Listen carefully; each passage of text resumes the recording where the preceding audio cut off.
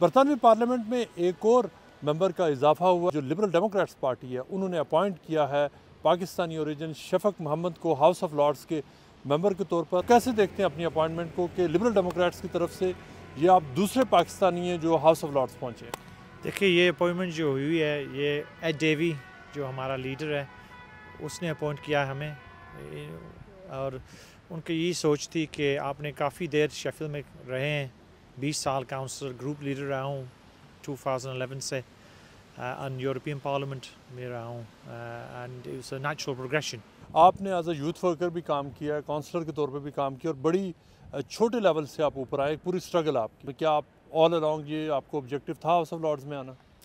Never in my dreams. Look, میری پیدائش جو ہے نا چکسواری سے ہے۔ I was born in a کچا مکان as we call it. We had no water, no electricity. My mum used to go to the well.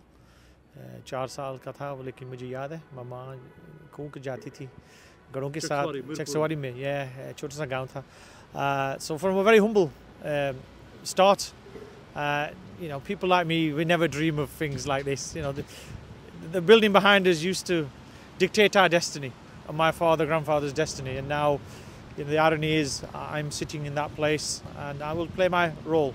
Yes, I started, my dad was a steel worker, میرے والد صاحب، میرے دادا نانا سب جو ہے نا مزدور تھے، پاکستان میں بھی یہاں بھی۔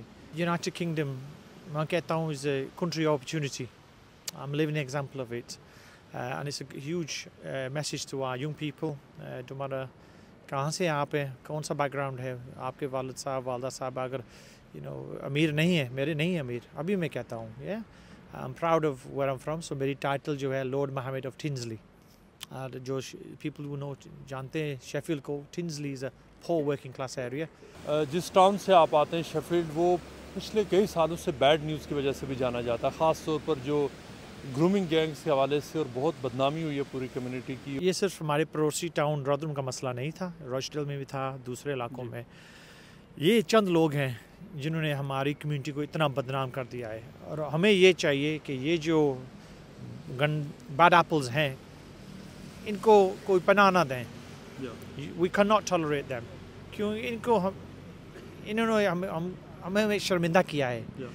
مجھے یہ سوچ ہے کہ مجھے یاد ہے کہ ہم ان سے ہیں جو ہمارے نانا والد صاحب ماما صاحب جو تھے، جب کوئی عورت گزرتی تھی سڑک میں وہ عزت کی نظر نیچے کر دیتے تھے، اور ہم یہاں جو پہنچ چکے ہیں کہ یہاں ان کے جو بیٹے گرانڈ سنز ہیں، انہوں نے چند لوگوں نے اتنی یہ حرکتیں کی ہیں کہ پوری ہمیں شرم کیا ہے۔